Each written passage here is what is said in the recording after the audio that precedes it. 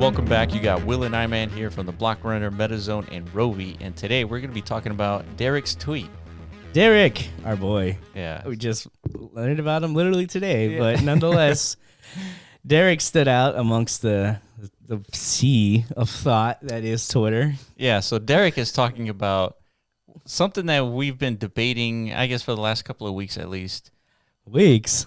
Yeah. Well, I guess a little more. Specifically in the last couple of weeks. Yeah, but we've always talked about things like this. Like, what is it going to get, these gamers? Yeah.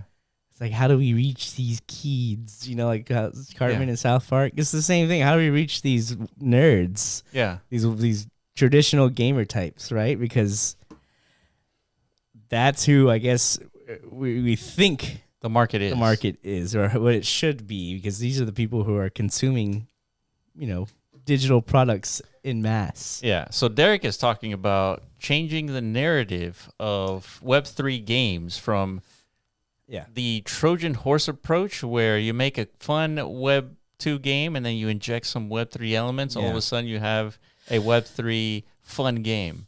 Yeah, and the whole space, I guess, is debating this. It's not just us, right? Because everyone's kind of reeling back. It's a bear market. Everyone's trying to figure out, how do we even get out of this, right? Because we had our shot last cycle. Things worked, like Axie and others. They took off, and Was Axie fun? I think some people would say it was. Yeah. I think it's a fun game. I mean, it's not fun for everybody. Yeah, it's funnish. It's fun is subjective, anyways. Absolutely. A lot of people don't think first-person shooters are fun. But do you think the millions of people they attracted came into that ecosystem for the driving force of fun? No, exactly. Definitely not. If you stand alone that product in like a fun-only marketplace, aka Steam or something, they're fucked. Yeah, they're bankrupt. They're not gonna progress. Their development ends now in that ecosystem, right? Yeah. But because they're in the Web3 world, they leverage some very core components to the things they should be paying attention to. Yeah. Not fun. Yeah. Economics. Economics and ownership of NFTs. Community. Yeah, like just whole new models. I don't even want to call them business models, just value models that bring in more participants than traditional games ever could, right? Yeah.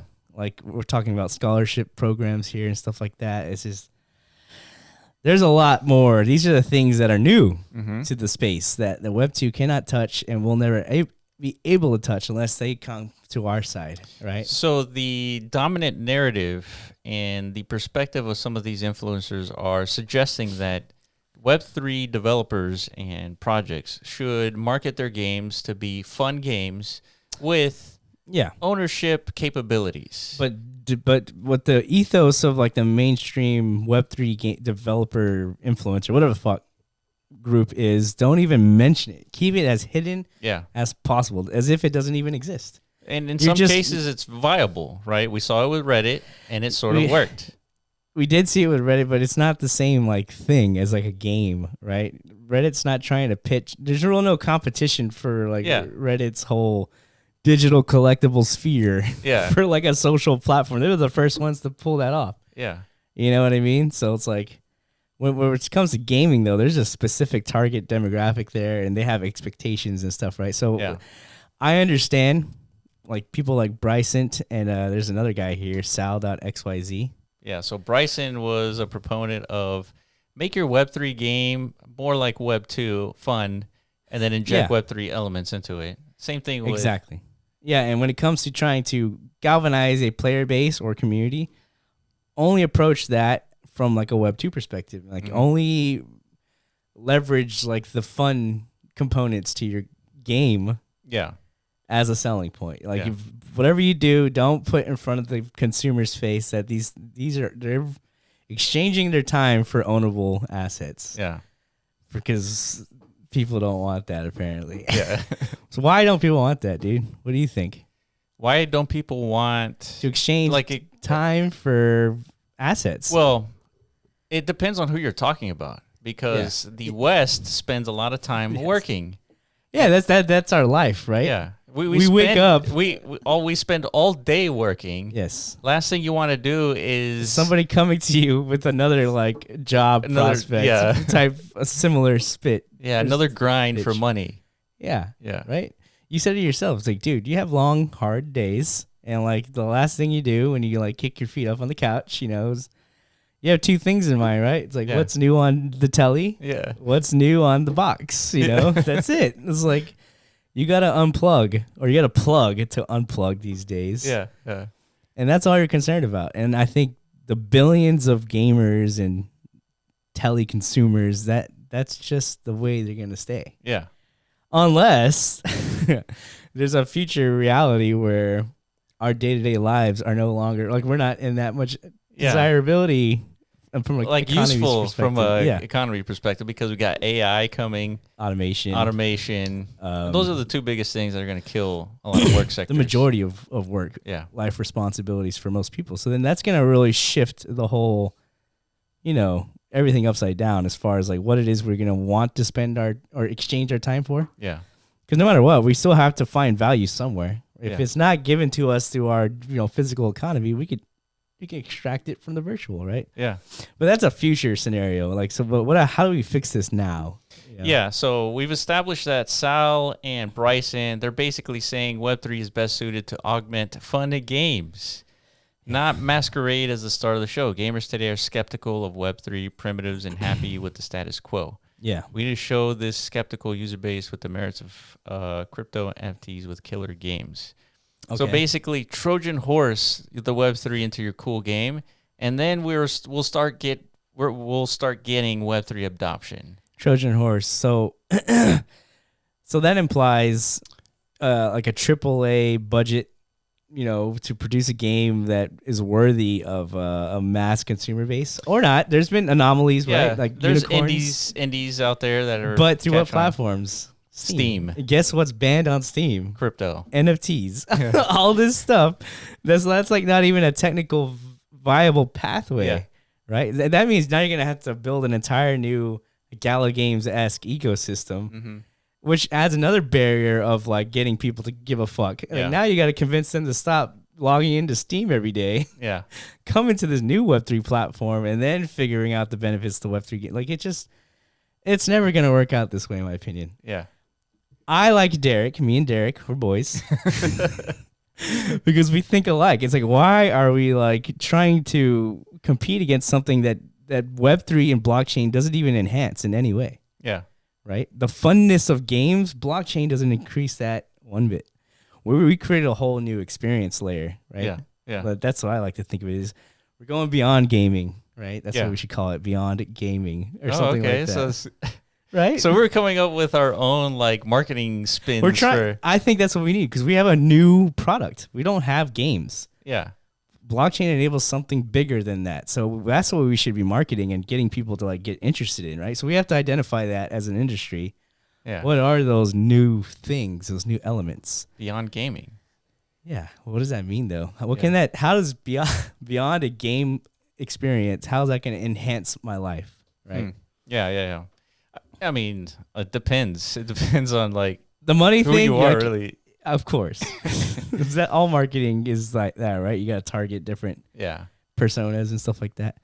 But let's just say, okay, let's detract money from all communications. Then what else we got left? Ownership, community, decentralization, sovereignty of your assets.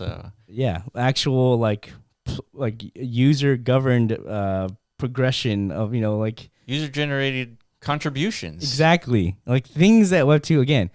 Yeah, Roblox kind of in Minecraft and all these other guys. They touch on these tangents. Yeah, a little bit, but not as much as a Web3 community-based ecosystem or experience can. Yeah. Right? So you got to get people to really like, wow. Yeah. Start salivate about the potential to that. Not be like, here's this $100,000 trailer we just cooked up like every other game you've ever seen. It's like, let's sell them on like some pipe dream. And then once they actually come in, they're like, dude, it's just another game. Yeah, fuck, bro. Yeah. It's like lame. Yeah. I don't know. That's just me and Derek. Yeah, so Derek is saying many Web3 game studios today are aiming to create a Web2 game and splash in tradability. Splash in, like as if like a little salt bay. Yeah. Little salt bay does. Agreed. But this is uncompetitive for a few reasons. So first, developing blockchain with blockchain is expensive. True. And then games compete for attention, right? You're competing with Netflix and TikTok. And if we're only, it's like fun first, meaning, we're competing against the whole world, the genre of entertainment. Yeah. Which, Web2 gaming, that is the reality. And they're winning that race. They dominate, right? Yeah. But again, we have the opportunity to create something unique and different. So we don't necessarily have to compete in that realm. Instead, our demographic is humanity at large. Yeah. You know what I mean? Yeah. It's much bigger. And so it also presents UX challenges. Yeah. If you guys spend any time in the crypto industry, you know that it's a pain in the ass pretty much to do everything. True.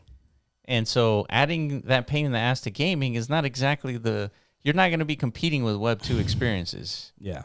And the players, does it solve a problem that people actually care about? Does it increase some sort of aspect of the gaming experience by 10x? Like, not really. No. Right?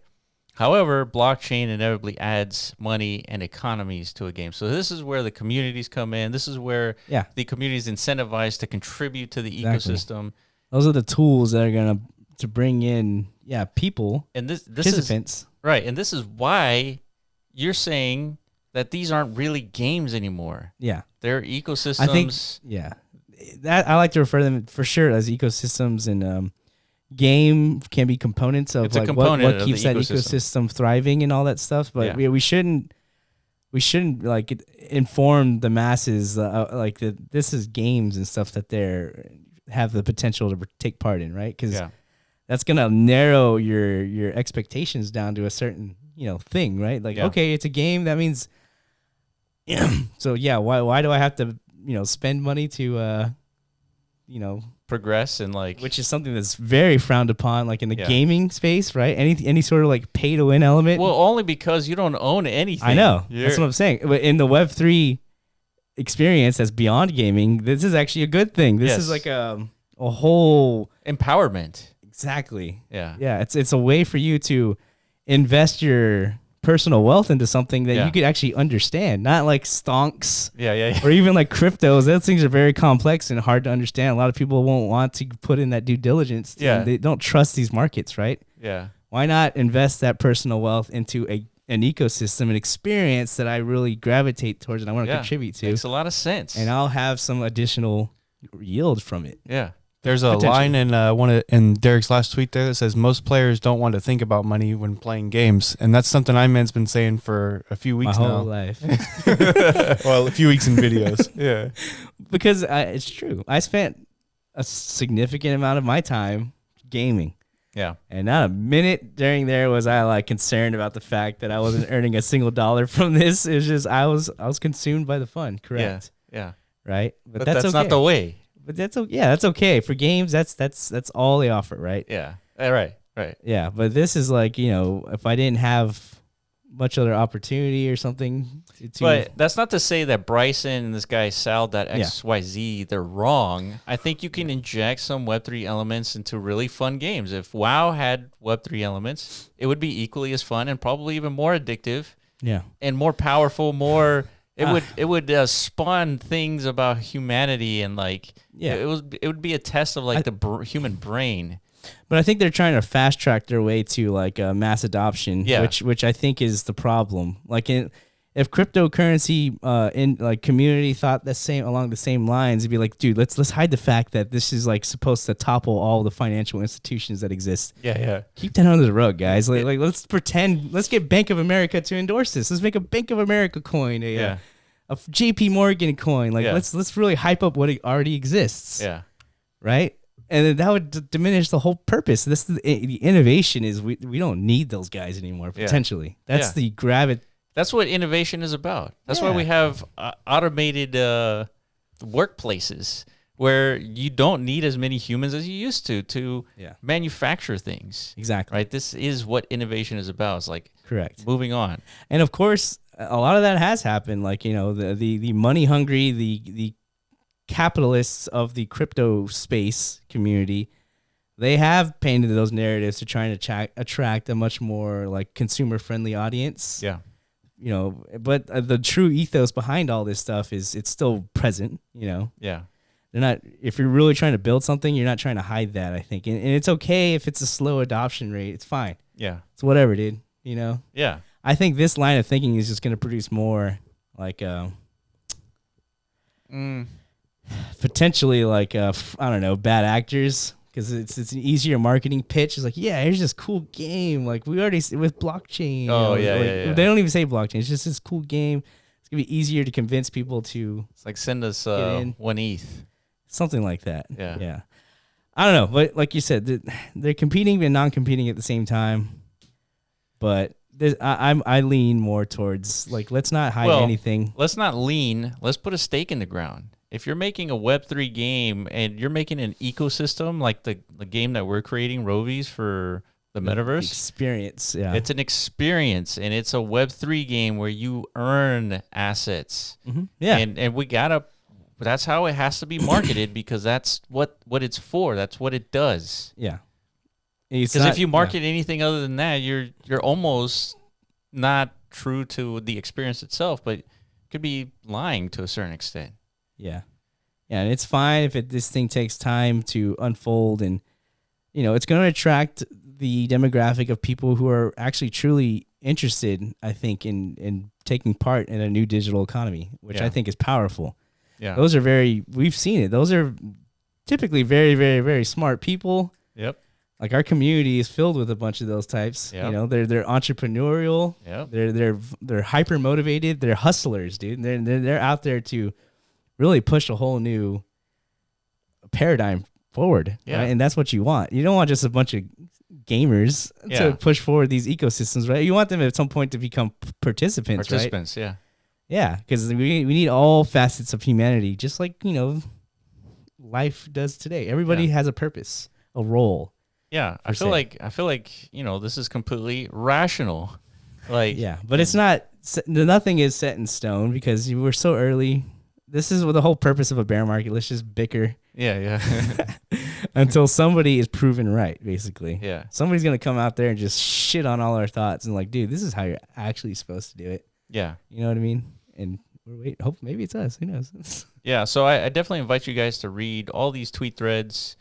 Some are longer than others, but it gives you a good depiction as to the different marketing angles that some of these Web3 games have and are thinking about. And this narrative is starting to push through. Yeah. I hear a lot of people saying, make it fun games, add your Web3 to it, market it as a fun game, and then you'll take over the planet. It's becoming as cultish as Play to Earn did during the bull market. Yeah. Like it's the exact opposite. The pendulum swings to the other side. That's right. And then it's just nonsense. Just, I don't know. Yeah. I'm going to play Switzerland, boys. I think they're both right. I think if you're Switzerland, I'm playing neutral. I think if you really are just trying to make a game, I think that approach could work. But if you're really trying to make an experience, then true. I definitely lean towards you and Derek. I totally, I totally agree with that, because a lot of the Web3 games are just mobile applications. They're mobile apps. There aren't ecosystems. They're not experiences. It's just a game where you just like own the NFTs. Yeah. Well, I mean, I argue in those scenarios, those developers will find out soon enough, because there's another layer of dilemma here. It's not just the marketing and the narrative and the communication strategy. You're talking about those very condensed mobile economies that don't have much, complexity to them. Their dilemma is going to be like the actual sustainability of a game economy in itself. Sure. They're going to find out, it's like, oh man, we did all this great job marketing our game, all the funness to it. Yeah. We hit all the blockchain and economic components to it from our users. Once they get in, they're going to realize, oh, this is not even sustainable. Token dies, game is done. Yeah, that's true. That's the problem. That's true. So it's better to be much more transparent about what it is the actual ecosystem is attempting to achieve. Yes. Right? It's an alignment of a community. Therefore, there's a much more bigger, hopeful chance of sustainable outcomes. Yes. You're right, dude. Thank you. Thanks. Well, so is Derek, dude, my boy. Good shit, Derek. Yeah, Good job, Derek. job, dude. All right, Derek, if you want to chat with Guild us. of Guardians, dude. He's got a game. Yeah, that's right. And it's mobile. Oh, dude, this is the perfect guy to talk to. Please, Derek, come on our show. Yeah, Derek. Let's hash this out, dude. If you want to come chat with us, definitely we're going to tweet at you with this video.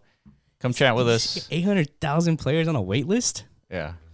They're all waiting to be not gamed. Yeah, not gamed. You know what I'm saying? Let's find out how he's doing it, dude.